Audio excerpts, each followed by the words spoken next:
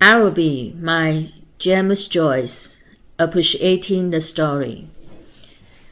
In fact, Araby is not complicated. I mean the plot. But if we go into the details, we can find a very idiosyncratic diction and imagery used by James Joyce. So would you like to start with the easier part? Let's talk about the summary of the story. Well, okay. As you say, Araby on the surface is a very simple story of a young boy's growing into manhood, probably just very early teenage years, and his a big growing awareness of the opposite sex, basically the girl. Also, a story of unrequited love. The boy likes this girl who may be possibly a few years older than him, or we're not sure, but he never really gains or gets anything. Right. So in English we would call this unrequited love. He doesn't get the love that he wants. Okay. Unrequited love. Yes. Okay. Very simply, I mean, it starts out in North Richmond Street, where James Joyce himself lived as a child. Okay. He lived there at the age of 12. Okay. The boy in the story is probably maybe 12. It doesn't say clearly. Right. And it's the story of him seeing this girl and following this girl and watching her, and is very surprised when the girl actually speaks to him. Yes. And later, when she mentions Araby, which is the name in the story for a market, right, which is quite a long way the other side of Dublin. And she mentions she can't actually go, but would like something from the market. So the young boy decides this is his mission, to go to the market and buy something for this girl that he is, you could say, he loves or he is obsessed by. Right. So it seems kind of mission by a night, Yes. to in a way, I mean, he uses some terms relating to medieval terms in the story. Yeah. And yes, I think it's like as you say, like a noble mission for him. Okay. All right. If we look into the language carefully, we can find some interesting and intriguing metaphors.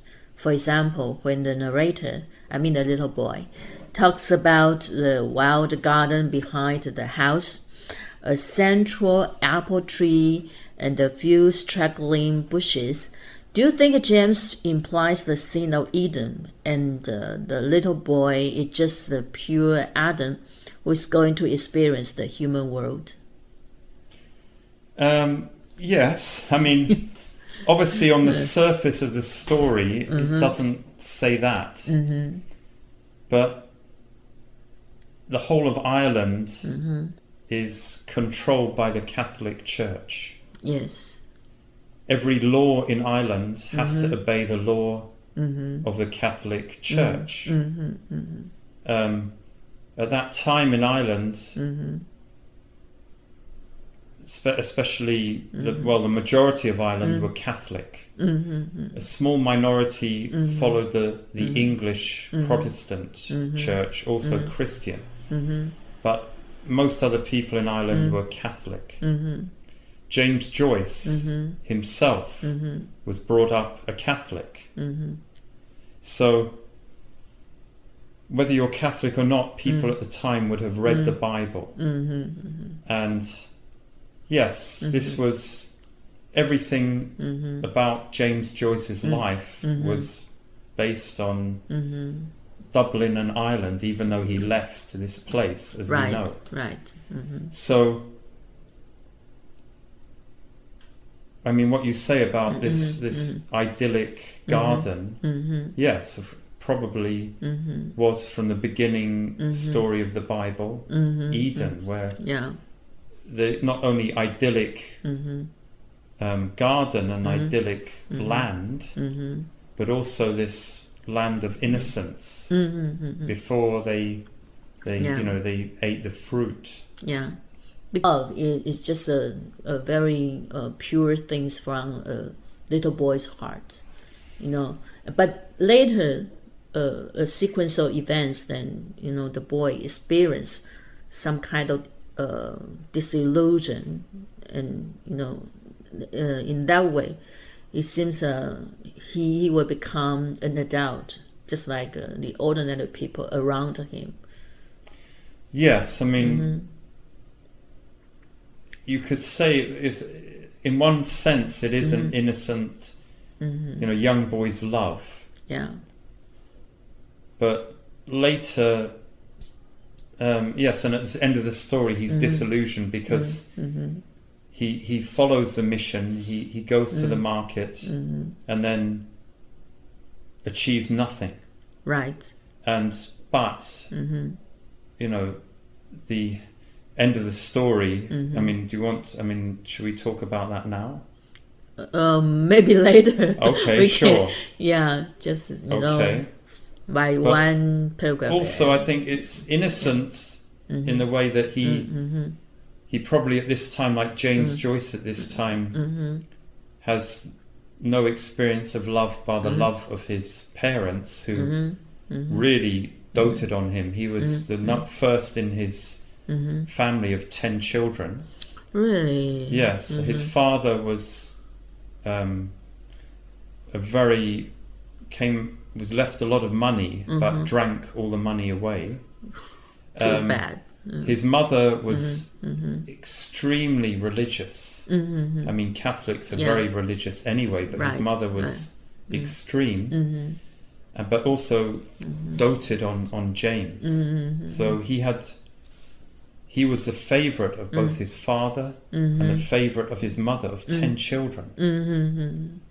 So, as a young boy, he grew up thinking he was, the star of the world.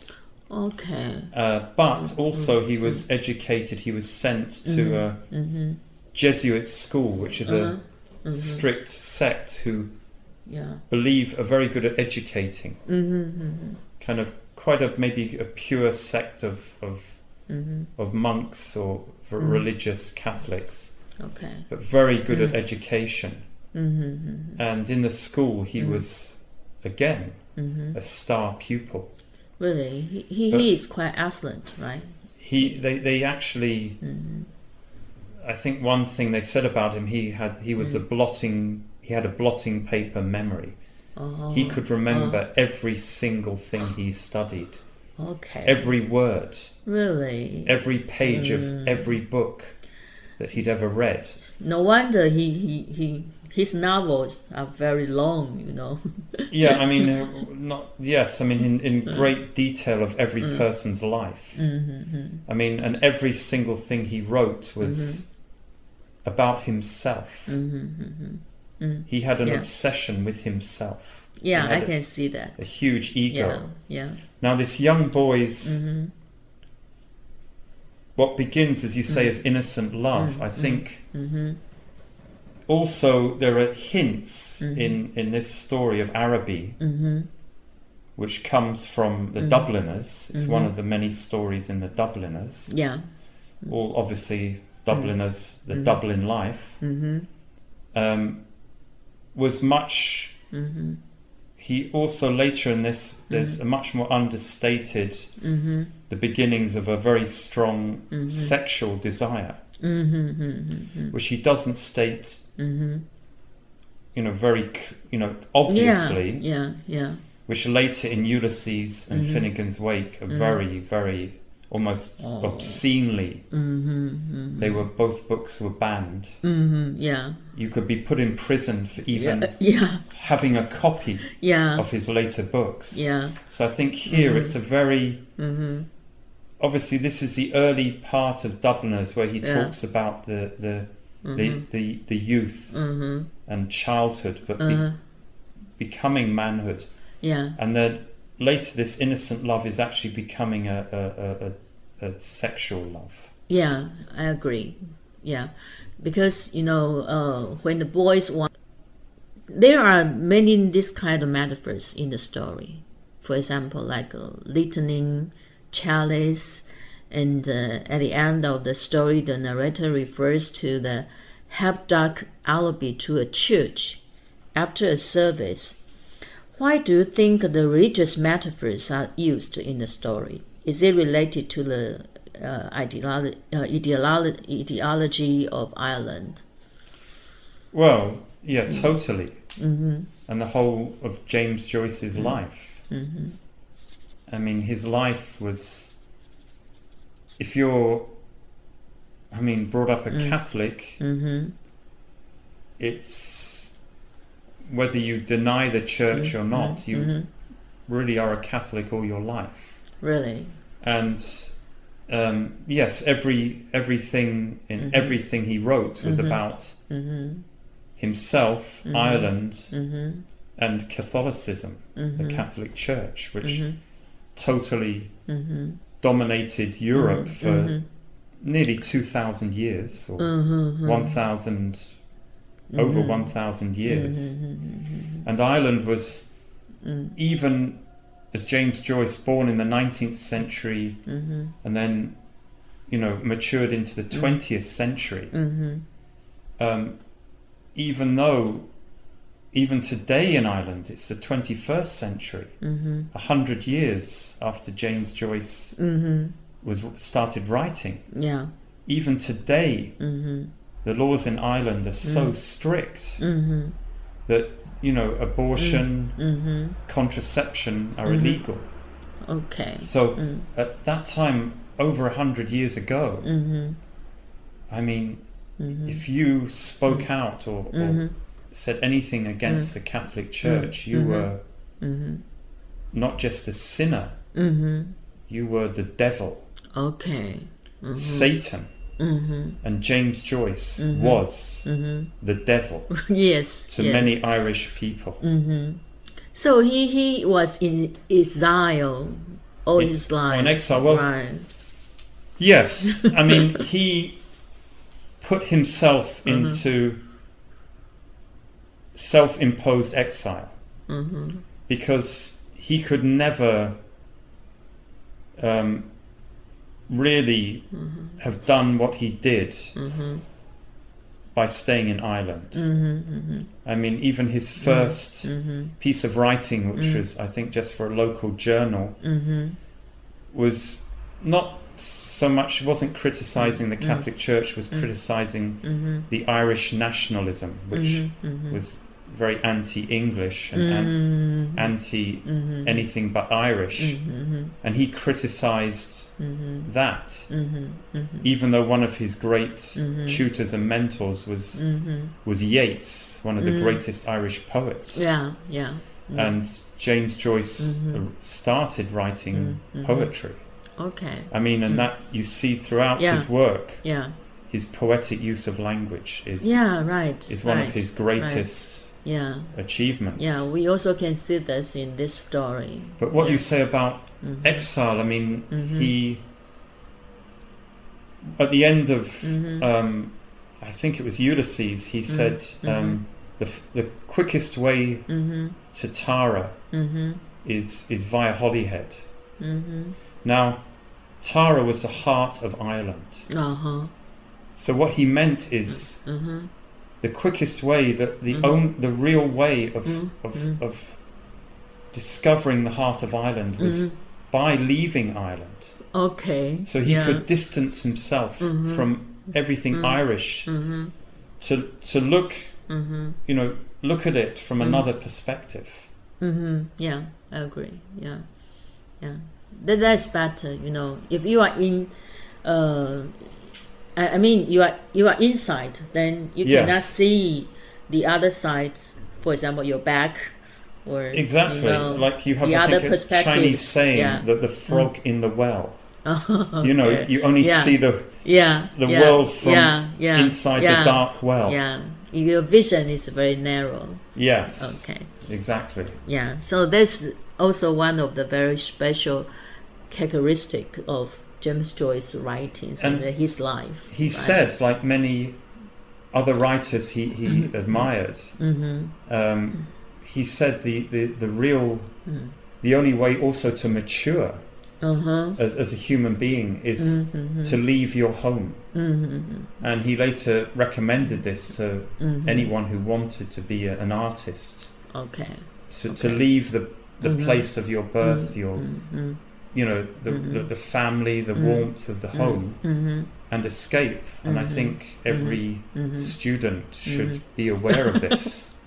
Okay, good advice. Yes. All right. Next thing I want to talk about is, besides the religious theme, I think the houses with brown impermeable houses, the rough tribes, the crowded and noisy market, the drawing room where the priest died, and the upper part of his house. Of course, Araby, all carry out other meaning than the literary ones.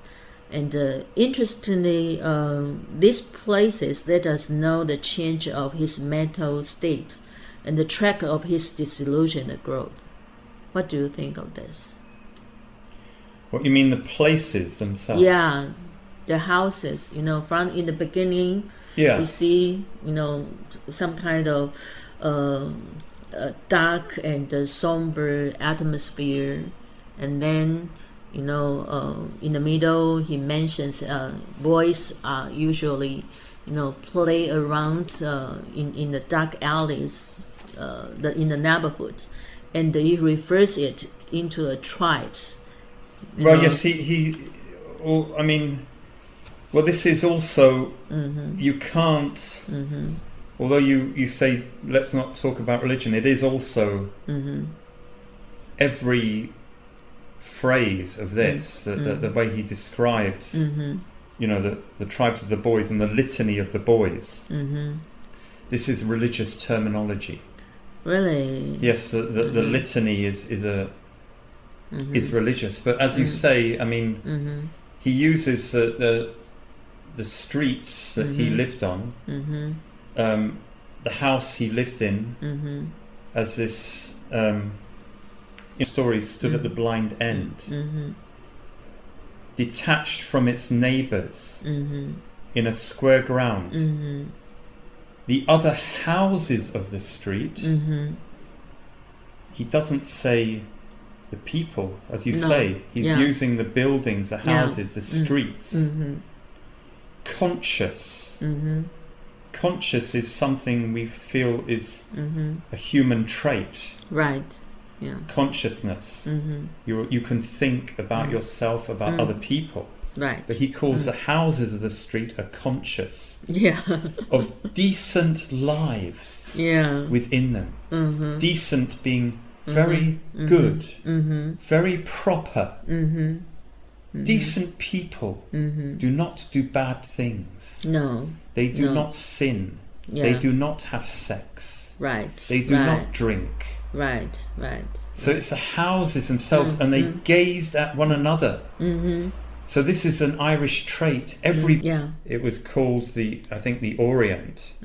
So it was an Oriental. This place at the time, for someone living in Ireland, was a place of mystery. A place of magic. Yeah. A place of the Arabian Nights. He would have read. Right. James Joyce would have read the 101 tales of the Arabian Nights. Right. Yeah. And he goes in to this hall. Was in darkness. Right. And he says, I recognize a silence. like that which pervades a church after a service. So if you're not sure that he's relating this to religion, it is. He's stating here very clearly. Yeah. It's like a church. If you go in, if you stay in the church after the service when people have gone home, there's this great, huge hall. Churches have very high ceilings. Yeah. And you have this feeling of. So, you know, everything. James Joyce writes is seeped in it's you know, just seeped in religion. Yeah, right. He can't escape, even though he declared he was against Catholicism, and on his mother's deathbed he went back to Ireland. Yeah. His mother, who he loved above all women. He went back. On her deathbed when she was dying of cancer, and her last request to him was to take the Holy Communion, which in Catholic idea, this bread is the body of Christ. You are eating the body of Christ into your body. And he refused his own mother. But he lived with this guilt. This created a great guilt in him. And for the rest of his life, we have, in English today, we say Catholic guilt. Okay. Catholic guilt about anything that you do or say wrong. You are guilty and you will go to hell. Okay, so strict. You will go to hell. Even after your life, you will be punished for thousands and millions of years. When you die, you will be put into hell. So beyond my imagination. So really. if you don't understand, this is an incredibly powerful control over people's minds. It's more control than even today in this school. We have cameras everywhere. Yeah. Cameras even in the toilet. Yeah. Which is one of James Joyce's favorite places of writing about the toilet later, which one of the many reasons it wasn't just sex, but it was, he wrote about the detail of going to the toilet, and people were in horrified. Ulysses. In Ulysses, yes.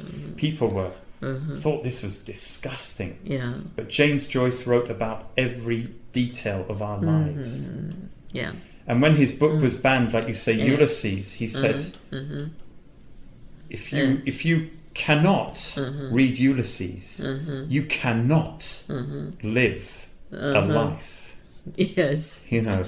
Yeah. So, because Ulysses was about life. Yeah.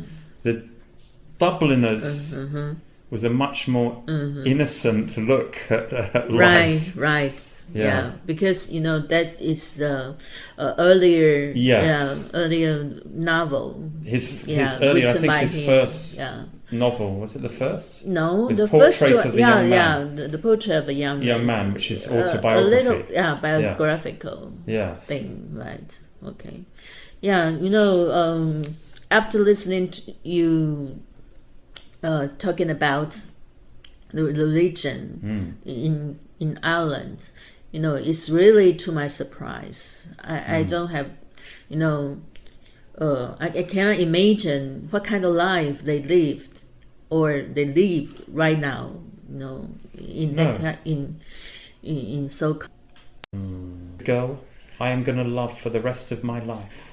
An artist. The intuition of the artist is very strong. Yes, must be stronger than the ordinary people. Exactly. And in a way, it's a good, it's a good advertisement for intuition. I mean, follow your intuition. Don't follow what your mummy and daddy tell you. I mean, you don't need to take drugs to open up your world. A lot of people who take drugs later say you can learn the same things by just opening your mind. Some people's minds are very closed, but it's a good thing. Follow your intuition. Yeah. You know, often that is telling you, you know, what is the right thing or wrong thing to do, or what is your path in life. James Joyce, for good or bad, followed his path in life as a writer. Yeah. From a young child, he wanted to be the greatest writer who had ever lived. Yeah. And he was, by in the 20th century, he was voted by many critics and writers as the greatest writer who had ever lived. Yeah. No, that is a so great honor, you know, A great, to an artist. I mean, he was probably a horrible person to live with, really, bar and a horrible person to be a friend of, and a horrible person to be a family member, a mother or father or brother of.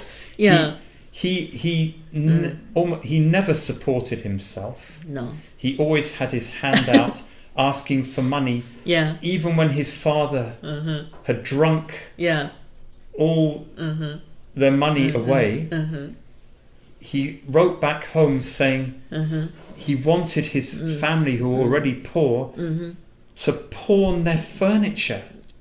Okay. Do you know, to pawn, to give the furniture to a pawn shop, pawn broker, to get money to send to him, who was drinking his money away in Paris and later in Trieste. Later, when he moved to Trieste, this beautiful Mediterranean city on the coast of Italy, very near Slovenia and Croatia, a beautiful area. He got a job in the Berlitz, like a language school, as a part-time language teacher. He didn't teach English, right? Yes, but he didn't do much teaching.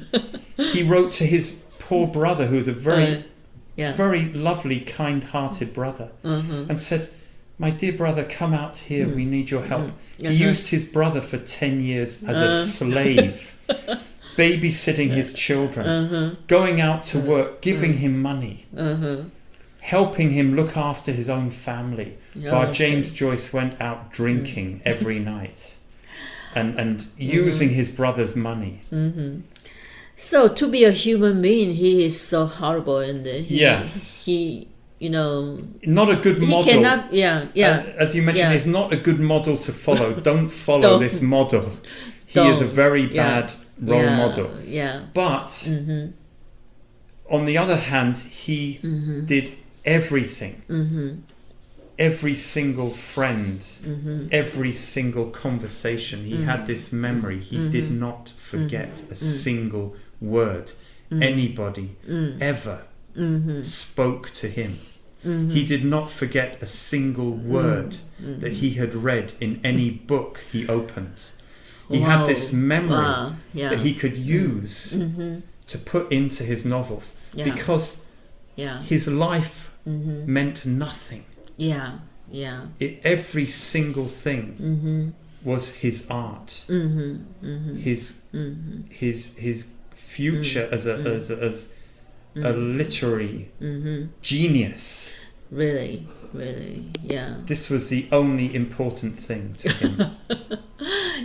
So, you know, if he doesn't have this kind of talent, he must be, you know, a disaster. I mean, his life must be a disaster. Yes, if he didn't have this great writing, and actually one of the greatest brains at the time, you know, he did have an amazing, I mean, on one hand, to be his friend, you would have probably the most incredibly intelligent and eye-opening conversations that you would possibly dream of having.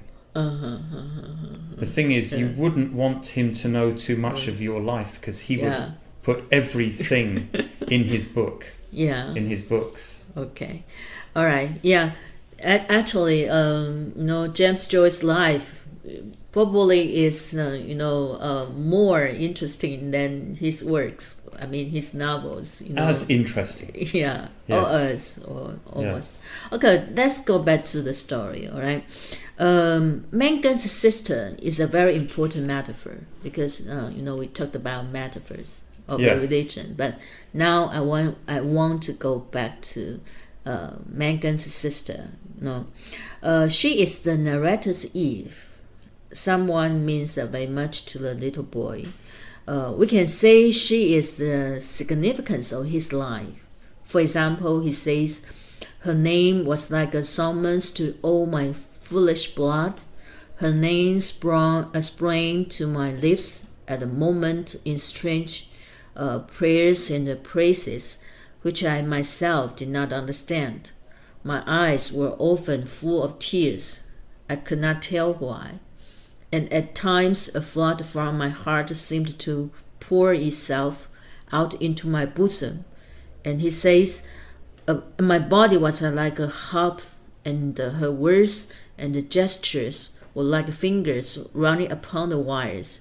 These descriptions are very sentimental and poetic, and they become a very touching picture of a young boy's mind when he is crushing on someone.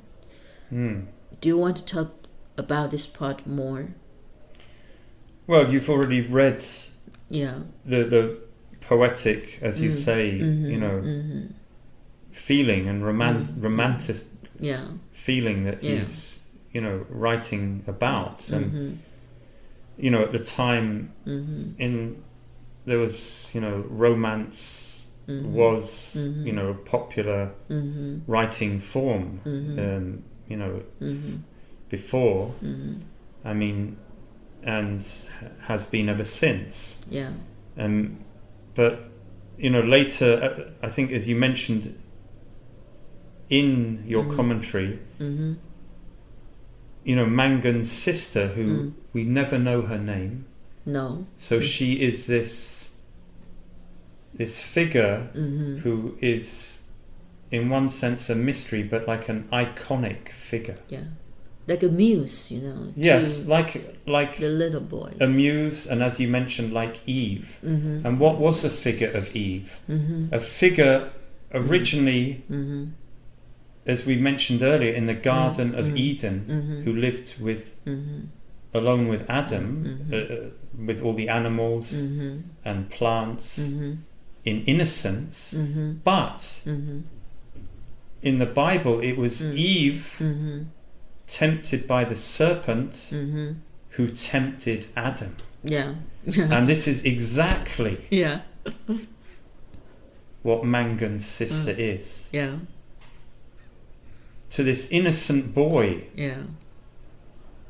he has this innocent love, but she is a figure of the temptress. Yeah, really. Who tempts him away from his innocence, who tempts him away from the church, who tempts him away from the innocent love of family to this love of desire, a desire that's forbidden by the Catholic religion, a desire that's forbidden by the decent faces of the houses gazing at each other.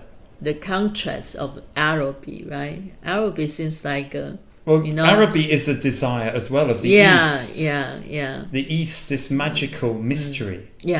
So the very title, Araby, is this. People had desire to travel to the East, to travel to this mysterious land, where these mysterious objects that came into their lives at the time, they started to taste spices. Tea was coming from the East, farther east, from India, China, Taiwan, and other countries, Asia. So Asia was this mystery that was just coming into their lives, like another great artist, Vincent van Gogh.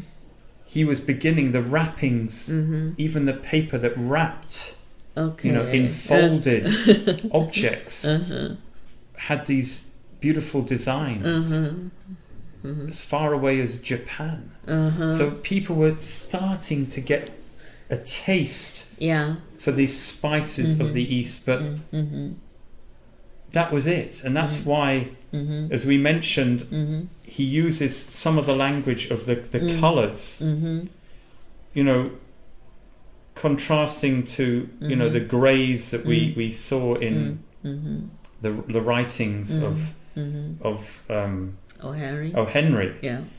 Here we another short story writer. Yeah. Here he's using the browns, even the brown of the girl. In Irish, girls are white. They are whiter than white. They're white as the pure virgin paper that has not been written on. They are white because Irish is a rainy, very cool, rainy country. But this brown figure, this kind of a figure of another land was calling out to him. Yeah. Yeah. And this is the figure of Mangan's sister, who was calling out to him, even from his innocent childhood. He had a calling to leave this innocence and leave this homeland of his motherland. Yeah. So far it's about romantic love. Yeah. Right. More innocent. Yes. But in this part, I want to mention about understated sexual desire. Yes. For example, in a dark rain evening, the little boy went into the priest's drawing room. He seems lonely and melancholy in love, and of course, he is masturbating. But it isn't obvious. This actually is not obvious. He doesn't state this at all. But you're right. But it's understated, as you say. Yeah. It's not obvious. It's just very very subtle. Yeah. Hinting. Yeah. As you say, through one of the broken panes. Again, the pain is broken. Something is broken. What is broken? Yeah. I heard the rain impinge upon the earth. Not raining, just raining. It's raining. It's raining on the ground. It is impinging. Yeah. It's interrupting. It's disturbing. Yeah. The earth. The earth of his motherland. The fine incessant needles penetrate. Yeah. The needles of water playing in the sodden beds. Yeah. So he's using this beautiful imagery of just he's looking through what? A window? No. A broken pane. Yeah. Something has been broken. What has been broken? What is being impinged? Yeah. Needles. What do needles do? Yeah. Of water. Yeah. He says of water. In the sodden beds. It doesn't just say raining, it's raining. Yeah. Hitting the ground. It's playing in the sodden beds. Yeah. Immediately taking you into the bedroom. Yeah. Right into your bed. Yeah. And it's playing in the bed. What do you play in the bed? So he's saying this in the most subtle of ways. Yeah. In a very use of metaphorical language. Yeah, I call it a kind of poetic cover.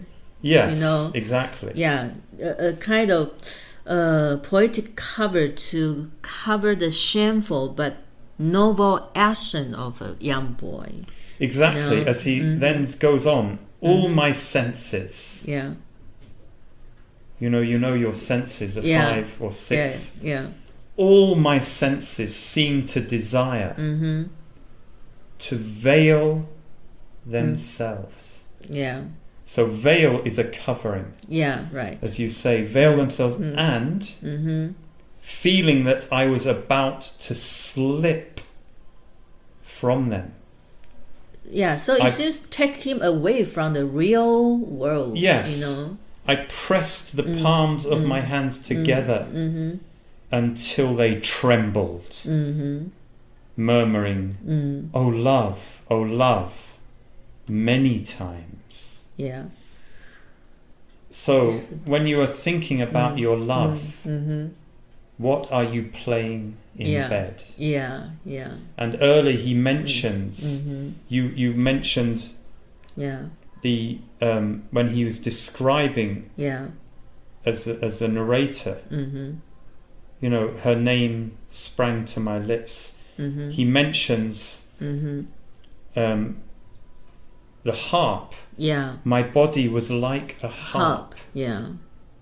And her words and the gestures, fingers. Yes, were like fingers running upon the wires. So his fingers are running upon the wires of the harp. They are playing the harp. You play a musical instrument. You play with the body of a woman. Yeah. And he calls out, oh love, many times. And he puts his hands together in the, you know, Christian Catholic way, even in many religions, like the Buddhist, you're bye-bye, you put your hands together in prayer. Yeah, yeah. But also, you know, maybe his hands, he couldn't always control what he was doing with his hands. But it's very, this is said in it's how a young boy, you know, your first desires, it would be very guilty, because you know, this is what you should not be thinking. You should be thinking about the Holy Virgin, of course, and thinking about your homework, and thinking about how you can help, you know, your mother doing the shopping. Yeah. So that's why I think the boy is lonely. You know, he doesn't think people around him understand him. You know? How could they possibly understand you if you've been brought up a Catholic and you have desires for a girl? No Catholic priest can desire a girl. Right. No monk can desire a girl. Your love is one love. Your love is for the Virgin Mary. Any other love is sin, is hellfire, is damnation for how long? For eternity.